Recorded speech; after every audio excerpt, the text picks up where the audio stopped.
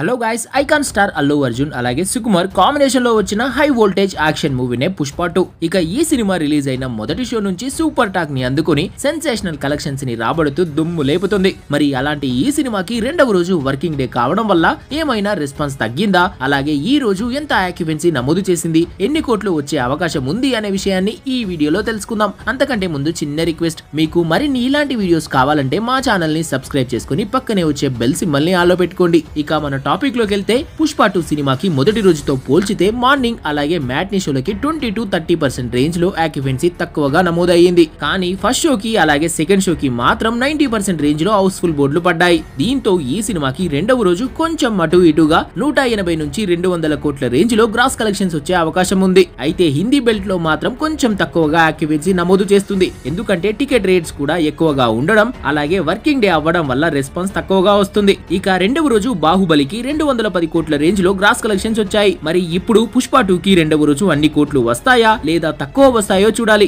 So friends, Pushpa 2 movie మీరు చూస్తే ఎలా అనిపించిందో కామెంట్ చేయండి, అలాగే సబ్స్క్రైబ్ కూడా చేసుకోండి.